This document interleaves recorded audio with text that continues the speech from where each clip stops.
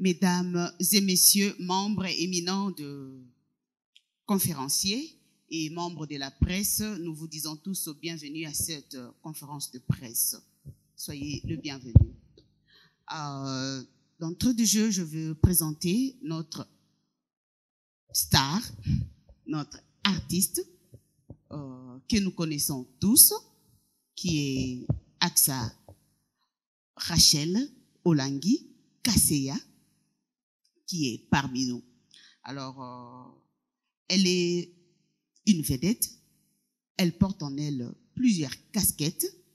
Alors, elle est prédicatrice, professionnelle, elle a fait la médecine comme profession, elle est chantre de l'Éternel, adoratrice, elle est prophétesse et auteure-compositrice des chansons.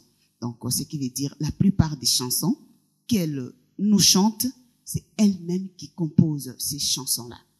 Alors, si nous pouvons l'applaudir. Alors, elle est épouse, mère de famille. Comme nous pouvons le constater, elle n'est pas venue seule. Nous allons présenter notre cher tendre époux, Monsieur Kevin Kaseya, qui est parmi nous. Nous voulons vous dire, soyez le bienvenu parmi nous. Alors, Maman Aksa Olangi est ici pour le concert qu'elle devra livrer le mercredi 13 décembre, qui sera la semaine prochaine à Sharing Hotel. Alors, d'entrée de jeu, je veux la passer la parole pour qu'elle s'introduise elle-même, qu'elle nous dise d'elle-même qui elle est et qu'est-ce qu'elle a prévu pour nous le mercredi et tant d'autres choses. I'm going to introduce our host. She's calling Aksa Olangi Kaseya. She's a singer, gospel. She's singing the gospel music. She's here with us. She's going to do a concert on 13 December here in Kampala at Sharing Hotel. I'm going to invite you, all of you, to come and join us at that day at Sharing Hotel on 13 December. Thank you. Maman Aksa, pour ne pas prendre beaucoup de temps, nous vous donnons la parole. Merci. Okay, merci beaucoup. I believe everybody speaks English. Everybody understands English, so we can just go one way. Yeah. First of all, I thank the Lord for this opportunity He has given to me to be here in Kampala, Uganda, for the first time for the concert, and then to attend this conference as well. That has been a blessing for me. I don't think I have to introduce myself because you did it already. Thank you. So we came here for the concert. I want to thank again all the team that they took their hand together to prepare this concert for me to be here for my first time. I'm really grateful to you. And then my prayer today is for the Lord to bless each one of you, your family, and then everything you're going to do shall be blessed in the name of Jesus. Thank you. D'entrée de jeu, je vais présenter l'équipe. Nous vous disons d'abord merci. Merci et je vais présenter l'équipe de presse qui est ici présente. Ils ont toute une série de questions qu'ils vont poser. Alors, nous avons Joël Changa Banza de KH House TV. Si vous êtes là, vous pouvez tout simplement lever la main. Voilà. Nous avons notre frère Julien Allo, Maison TV5. Voilà. Serge Akilimali, Gospel CCCU. Et pour terminer, we have our brother Edward Basume, Green TV. Thank you to be part of us. Alors, je vais passer la parole à nos confrères Si vous avez des questions, nous allons faire une série de 3 questions. Vous posez 3 questions. Je ne dis pas qu'une personne peut poser 3 questions. Non, non, non. Vous avez une question, vous la posez. Nous allons enregistrer 3 questions. Nous donnons le temps à notre star de répondre et ainsi de suite. Salut, chers tous. Merci pour la parole. So I got a few questions, but I'm going to ask them in French so that I allow everybody to get better what I'm going to talk about here. So je commencerai par me présenter. Je suis Joël Tiangabanza, du présentateur JT. Je suis un planificateur et maître de cérémonie. Je suis le présentateur de l'émission Univers Gospel de KH House TV. Alors, ma première question, maman Aksa Olangi, premièrement, c'est avec un cœur qui chante que je vous souhaite la bienvenue à Kampala. Merci beaucoup. Alors, vous venez d'une famille chrétienne et nombreuse. Vos parents ont donné naissance à 7 enfants, dont vous êtes la 6e. Ici, ce qui m'intrigue, c'est le chiffre 6, qui symbolise la féminité, la beauté, l'amour et la famille, à en croire les recherches scientifiques. Mais j'aimerais savoir, pour vous, en tant que pasteur, que représente ces chiffres 6. La deuxième question, quand avez-vous réalisé que vous étiez appelé à servir et pourquoi devriez-vous devenir prophétesse, prédicatrice, pasteur, artiste, musicienne et tout ce qui vient avec? La troisième question, parce que vous êtes une femme mariée et vous avez aussi de responsabilités dans votre ministère, comment conciliez-vous les besoins personnels, les besoins familiaux et les besoins de la congrégation dans la vie, vos multiples attributions, pasteur, médecin, artiste et musicienne et toutes ces casquettes? Merci. Bon, je peux répondre. Merci beaucoup. Je vais commencer par répondre à la troisième, deuxième et ainsi que la première question. Comment trouver le juste milieu entre la vie de famille, la vie du ministère, la vie professionnelle? Bon, moi j'ai toujours dit, quand le Seigneur choisit une personne pour une mission, il l'équipe aussi pour les dites missions. Et ce qui est vrai, en tant que femme, c'est pas facile parce que, comme notre maman nous a toujours enseigné, le premier ministère de la femme, c'est d'abord le foyer et la famille. C'est pour ça que le Seigneur nous a créés. C'est vrai qu'aujourd'hui, avec l'émancipation, aujourd'hui, on étudie, on va à l'école, et puis on peut faire aussi ce que certains hommes font. On peut aussi servir le Seigneur, on peut être ingénieur, on peut être médecin comme les hommes. Mais vraiment, la différence, c'est que nous, on a été créés pour aider l'homme. Parce que quand Dieu a créé Adam dans le jardin d'Éden, il avait déjà tout ce qu'il fallait. Il pouvait manager son jardin, il pouvait bien travailler.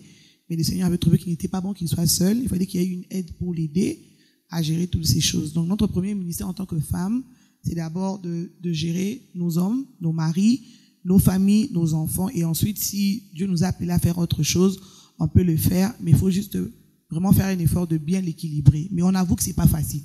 On avoue que c'est pas facile. Souvent, on est vraiment emporté par nos passions. Mais Dieu merci, parce que moi, il m'a donné un homme vraiment qui m'équilibre beaucoup, qui me ramène surtout dans le droit chemin. Même quand des fois, la passion du ministère fait en sorte que des fois même j'élabore mal mes programmes, lui me ramène toujours. Il me dit non, tu dois bien élaborer ton programme parce que tu dois avoir le temps aussi pour la maison, pour la famille et pour le ministère. Et pour ça, vraiment, je bénis Dieu pour sa vie. Je pense que lorsqu'on est bien entouré, on épouse des hommes qui nous comprennent, qui sont là pour nous aider, pour nous rappeler pourquoi nous sommes là avec l'aide du Saint-Esprit. C'est vraiment facile d'équilibrer la vie de ministère, la vie professionnelle et la vie de famille.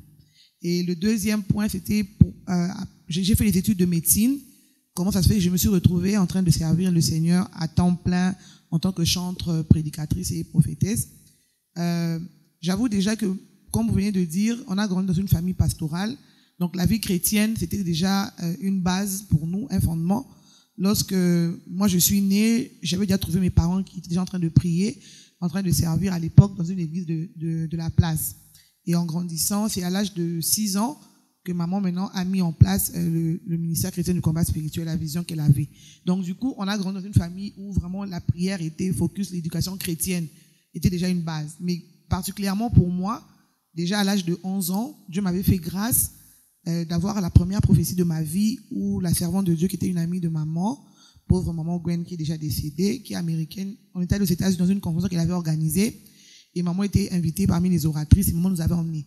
Et dans cette convention-là, je me rappelle, c'était à Chicago, aux États-Unis. Elle a prophétisé pour moi en disant, elle a dit à maman que je vois que cette fille, elle a vraiment une étoile du Seigneur. Elle ira de l'avant, ce sera une grande servante de Dieu. Je la vois bouger des nations. Et jeune que j'étais, j'avais vraiment pris cette parole de connaissance vraiment à cœur. Et quand on est revenu à Kinshasa, je m'étais encore beaucoup plus donné aux choses de Dieu. Je me suis engagée à la jeunesse, à la JCC. J'ai commencé à servir du très, très jeune, à l'âge de 11 ans. J'ai intégré la chorale. Donc, j'ai évolué dans cet environnement. Mais entre-temps aussi, à l'école, Dieu m'avait fait grâce d'être très intelligente. J'étais parmi les 3 premiers. Et je voulais bien faire. Je me disais, bon, comme je suis intelligente, je dois faire des études qui sont dignes de mon intelligence. Ça, c'était à l'époque. Donc, je tentais de voir entre le pilotage et la médecine. Alors, une fois, je me rappelle, on parlait à mon père. Mon père m'a dit, non, les pilotes, c'est pas pour les femmes. Au moins la médecine, mais pas le pilotage. C'est comme ça que je m'étais engagée dans la médecine. J'ai fait ça comme étude. Et quand j'ai fini mes études, j'ai travaillé pendant 1 année et demie à l'hôpital de l'église. Et puis après, quand j'ai senti vraiment que l'appel, c'était vraiment ça mon quotidien, je me suis donné vraiment à temps plein dans l'œuvre de Dieu. Donc, je sers de la JCC. Je suis aussi prédicatrice dans mon ministère. On m'invite par-ci, par-là, dans les différentes églises pour aller prêcher. Et j'ai aussi le ministère de louange et adoration.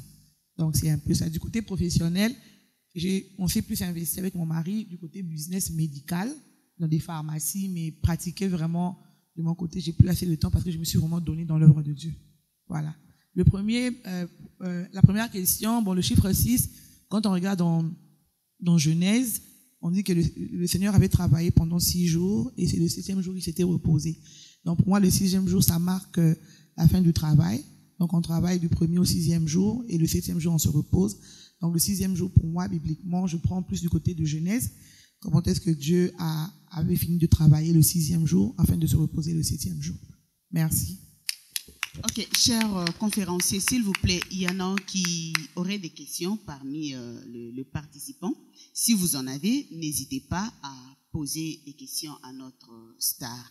J'ai hormis un sujet de son album.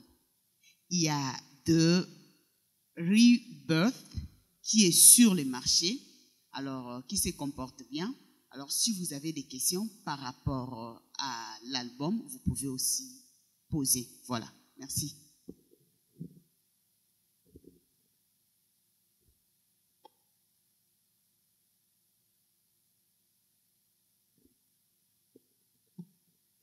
Shalom. Je réponds au nom de Julien Allo, présentateur télé, journaliste, membre de la maison TV5 Monde, ancien journaliste de l'RTNC Kisangani. Alors, j'avais prévu 4 questions, mais malheureusement, mon confrère a posé une question. Alors, je vais rectifier à 3 questions. Bien avant cela, nous disons souvent que celui qui trouve une femme trouve le bonheur, mais moi, je vais essayer un peu de rectifier. Celui qui trouve une bonne femme trouve le bonheur. Alors, je dirais félicitations à papa qui est venu ici présent. Vous avez vraiment fait un bon choix. Alors, maman Aksa, docteur Aksa, ma toute première question, j'ai 3 questions. Ma toute première question, je vais dire, est-ce que vraiment vous vivez votre musique? Est-ce que vraiment vous vivez votre musique ou soit vous êtes déjà arrivé au sommet de la musique telle que vous imaginez lorsque vous avez débuté votre carrière? Et la seconde question, nous avons concert le 13 décembre 2023. Est-ce que vous allez chanter seulement vos chansons ou soit vous allez interpréter aussi d'autres artistes? Et ma toute dernière question, si les ministères n'encouragent pas vraiment la musique, car c'est un ministère de combat, alors comment dans les racines du ministère peut être né un grand talent comme ça, tel que vous êtes? Est-ce que ça ne cause pas de problème dans les ministères? Ou soit les gens peuvent penser comme si parce que c'est la famille Olangi, vous pouvez faire tout ce que vous voulez. Merci beaucoup. Merci beaucoup. Je commence par la 3e question.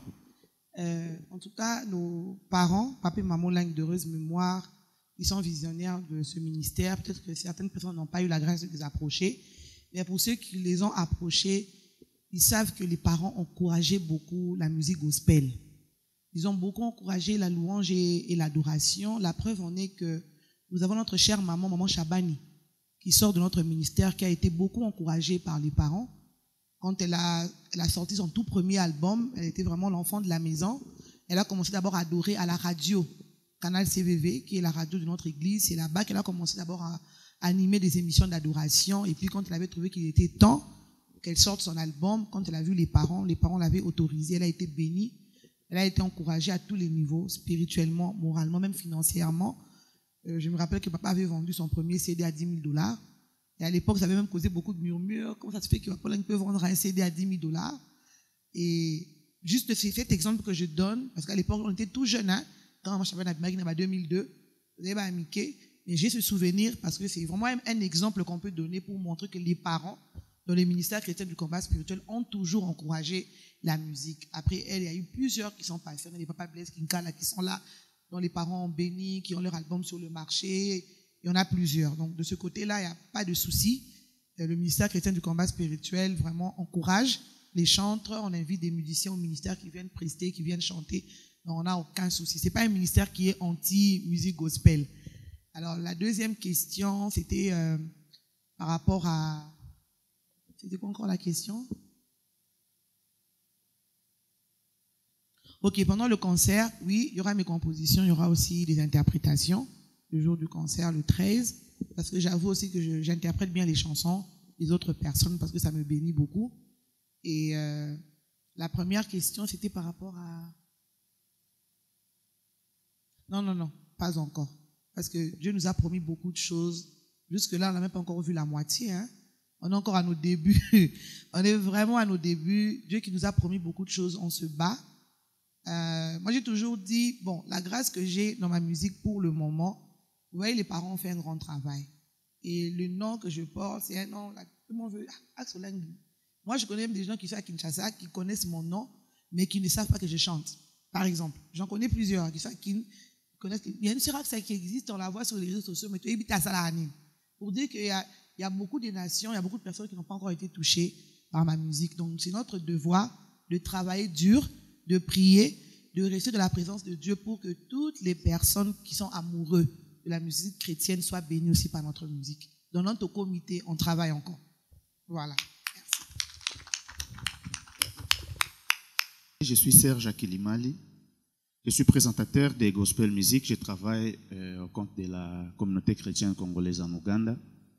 Et en passant, je salue la présence de notre président de la famille chrétienne en Ouganda, le bishop Lewis Sokoni, qui est présent en ces lieux. Avant de poser mes deux petites questions, je vais dire encore une fois, approchez, Karibu, Mama Aksa Olangi, Kaseya, parmi nous. Nous sommes convaincus que tu seras une bénédiction pour nous. Ma première question parle sur l'impactation de ta musique en tant que carrière solo. Partout où nous passons, parce que je suis membre du comité organisateur du concert du 13, partout où nous passons, avec ta musique, nous la jouons.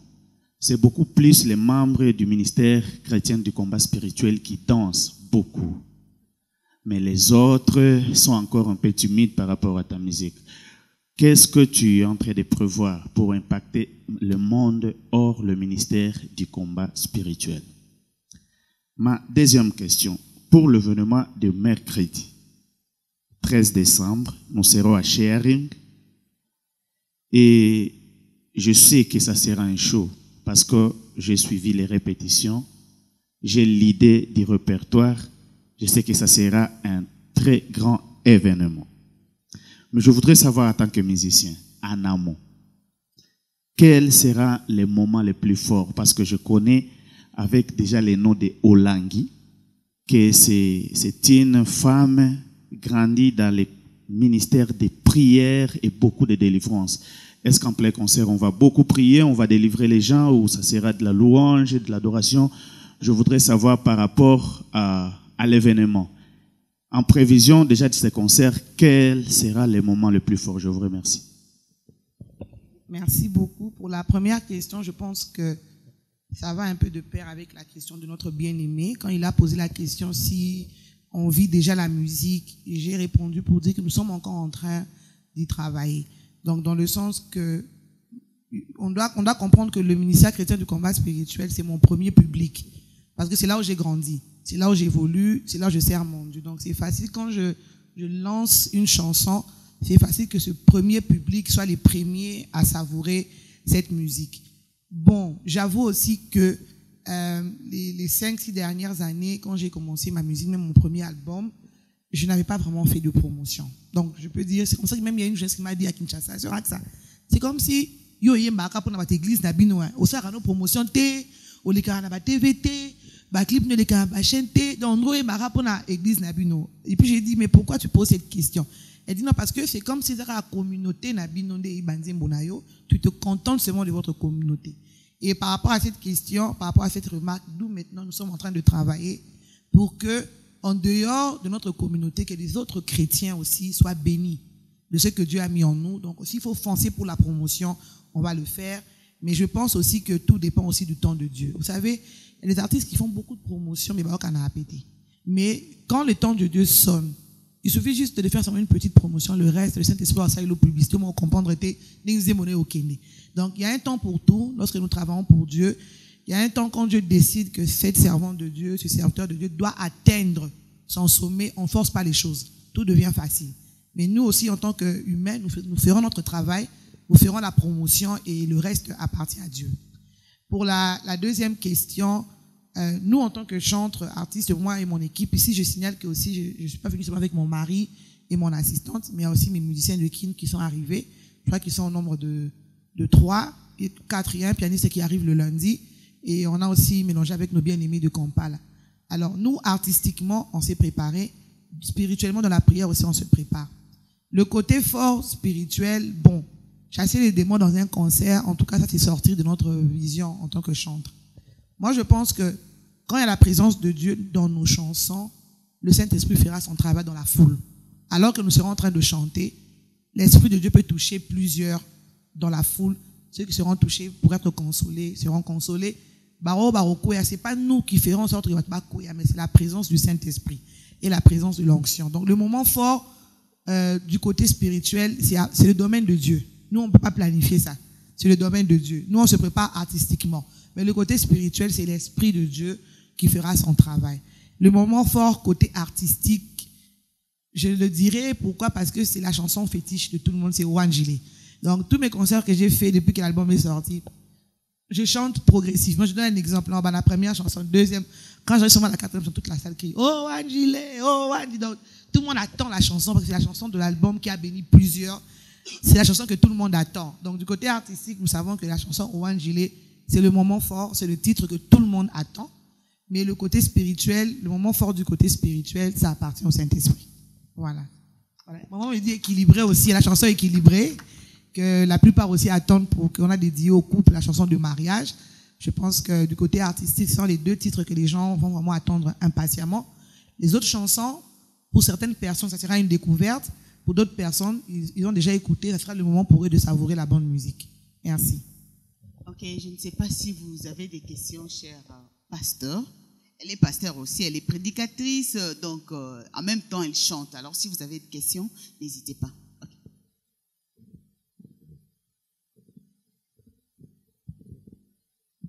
Moi, j'ai une question à poser à prophétesse Oscar.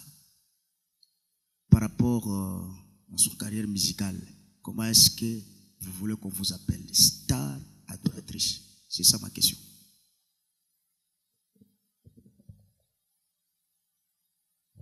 Merci beaucoup, pasteur. Je préfère qu'on m'appelle adoratrice, servante de Dieu. Même tantôt, quand on m'a insisté star, je voulais lui dire, hey, maman, tu es Moana. Mais bon, je suis restée calme. Parce que nous, l'école, nous, on a grandi avec maman. Quand même, maman nous grandait, même quand on chantait encore à la chorale, avant même que Toby Missa album, maman nous disait, ah ouais, la forme va starter. Ici, je forme des servantes de Dieu, des adoratrices. Si vous voulez, la vie des stars, Bobby Man église, nanga. Donc, on a grandi dans l'école où, parce que la servante de Dieu, tu sers les autres, tu es censé être humble. Mais ce qu'on dit qui star, tu comme un boyer, comme un retard, tu t'en fous parce que vous êtes star. Parce que la star se comporte comme les stars du monde. Mais les servants de Dieu, les adoratrices, ils ont toujours l'esprit d'humilité et c'est ce qui nous emmène dans la gloire. Donc je préfère être servante de Dieu et adoratrice star. Merci. Ok, je ne sais pas, il y a encore des questions? J'ai l'impression de se présenter dans la maman Pichuna. Pichuna Badibanga, c'est le nom de mon mari. Naza marié officiellement. Question nanga nazo tout neza boyi. Tango koma kande okom na Kampala boyi. Batu bayambi yo honneur ya mama Olangi. Normalement batu bazomona mingi yote, bazomona mingi kombo ya mama Olangi. Esalaka yo nini kati na yo oyo moni ke okoki ko forcer ko travailler lobby pona bana na yo. Merci beaucoup pour la question. Premièrement, le sentiment que j'ai est un sentiment de gratitude par rapport à... Je vais commencer par maman, pourquoi? Parce que c'était elle qui a reçu la vision et ils ont partagé la mission avec papa.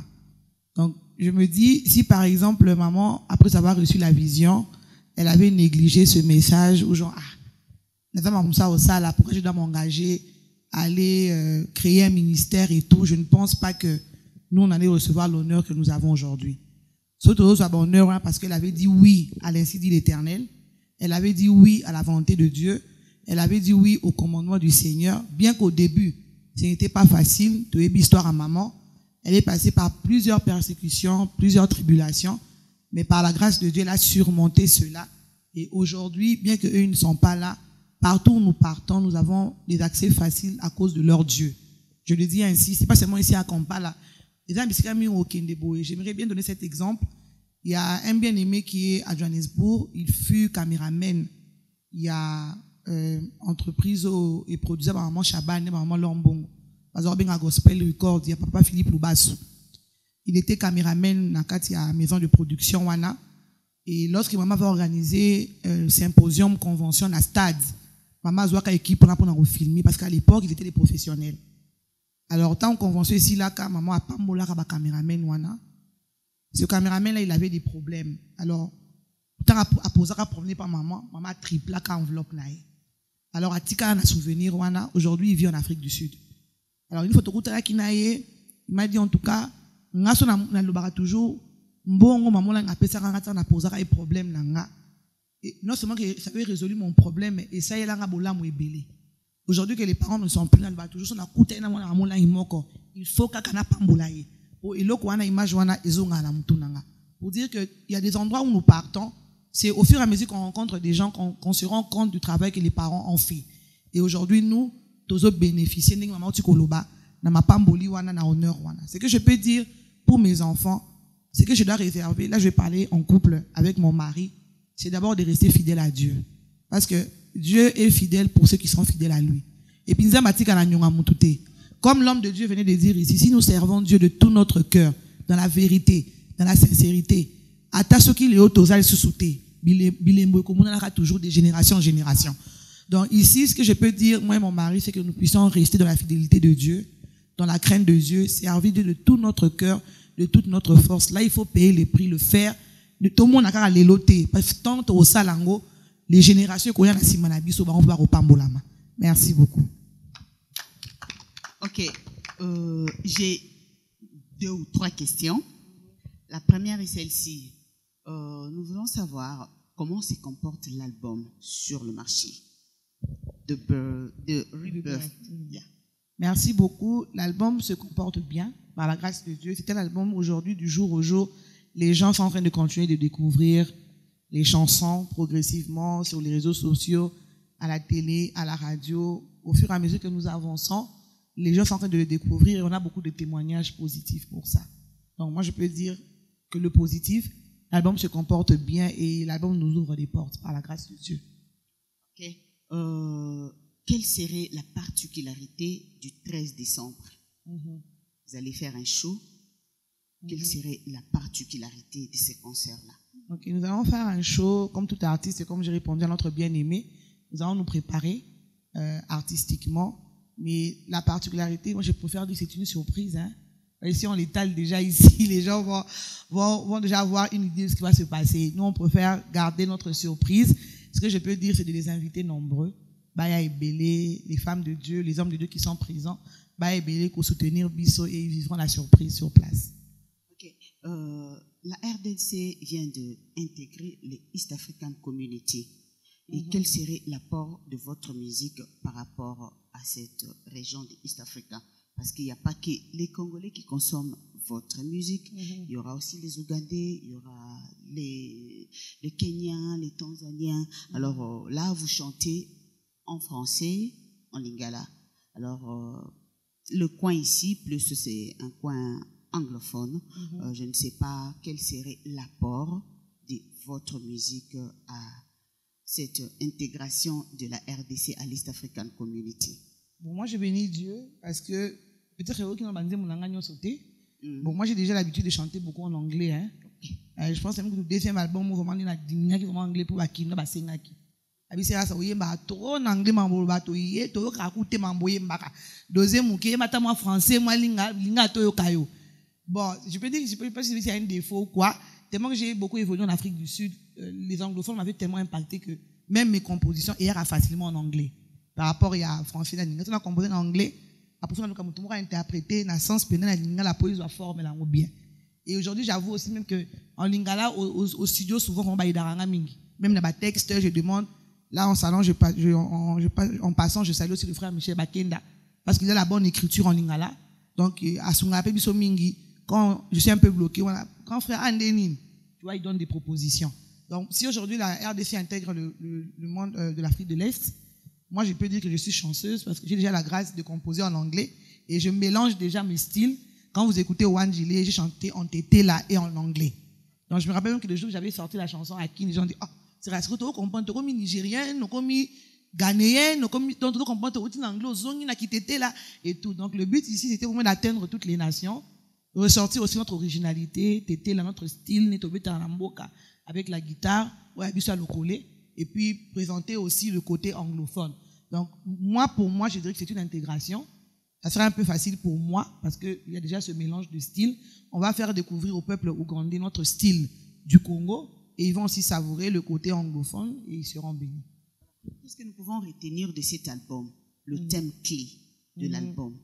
Voilà. Quel message l'album nous apporte? Le message clé, c'est Dieu est capable de faire quelque chose de nouveau dans la vie des enfants de Dieu qui viennent des situations très difficiles, qui viennent de passer des moments très durs où même ils étaient même désespérés, où ils pensaient qu'il n'y avait plus d'espoir, il n'y avait plus d'issue de sortie. Mais Rebirth ici, c'est un album où Dieu nous dit Dieu est capable de faire toutes choses nouvelles, comme il est écrit, il est capable de créer le chemin dans le désert et des fleuves dans la solitude. Donc dans le désert, dans la solitude, dans la tristesse, Dieu est capable de donner encore le sourire, de donner encore la paix du cœur, de donner de l'espoir. Voilà un peu le message clé qui est caché dans cet album.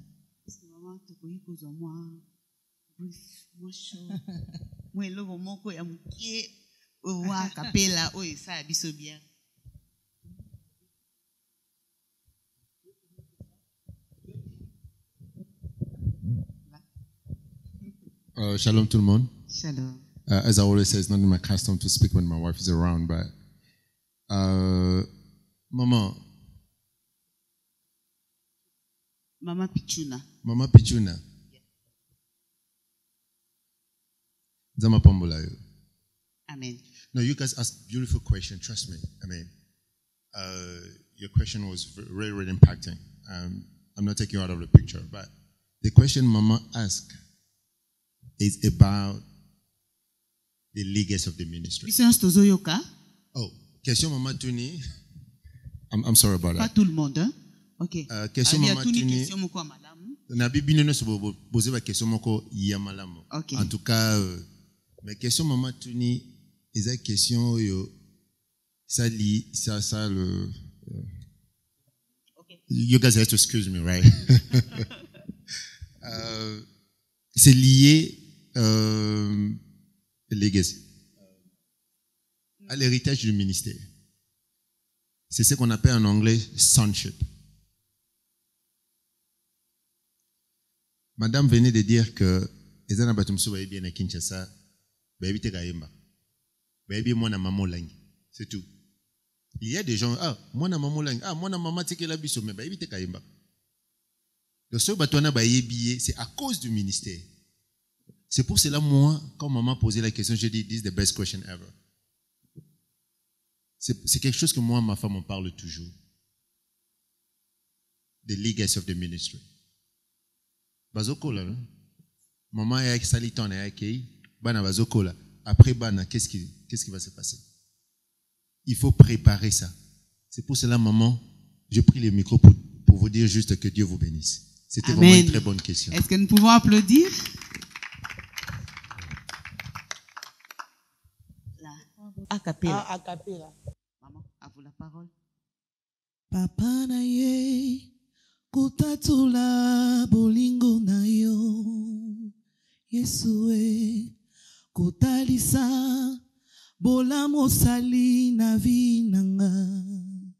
Oh, liboswa banguna, opesi elonga na ngambo nanga.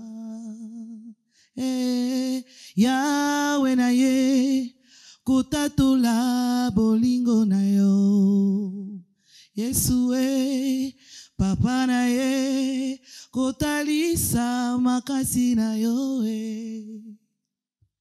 Tango na lembaki, otelemisaki makolo nanga. Yahweh, tala esika yozwanga na yelelo kogumba melayo. Yesu tala lolenge yozwanga. Yeswe na yelelo kogumba melayo.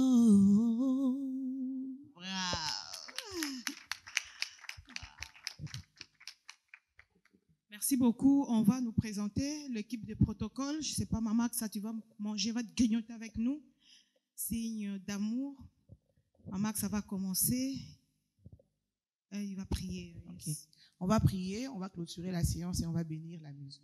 Oui, tendre Père, nous te sommes infiniment reconnaissants ce jour. Merci, c'est toi qui as permis que nous puissions nous rencontrer en ce lieu siégé avec tes serviteurs, tes servants de Dieu, pour discuter autour de ce thème qui nous a énormément bénis. Et je sais que ce thème aussi va aider pour l'avancement de l'Église corps du Christ. Merci car ton Esprit Saint a été au rendez-vous. Merci car nous avons tous été édifiés. Et nous prions, Seigneur, que ce qui a été dit en ce lieu soit gravé dans nos cœurs, afin que nous rentrons avec cela dans nos maisons pour les mettre en pratique, afin que nous puissions avoir le salut. Nous t'abandonnons le reste de la journée, ce petit moment où nous voulons, Père de gloire, déguster quelque chose, que cela soit couvert par ton sang, purifié par ton sang. Bénis l'organisation, bénis ceux qui nous ont invités ici. Nous abandonnons notre chemin de retour, protège, garde chacun de nous jusqu'à leur arrivée dans leur demeure respective. Au nom de Jésus-Christ, Amen. S'il vous plaît, si vous pouvez, nous pouvons nous rasseoir. Et puis, le protocole va faire son travail et inviter groupe par groupe. Nous invitons la hôte. Voilà. Pasteur, vous pouvez aussi venir commencer.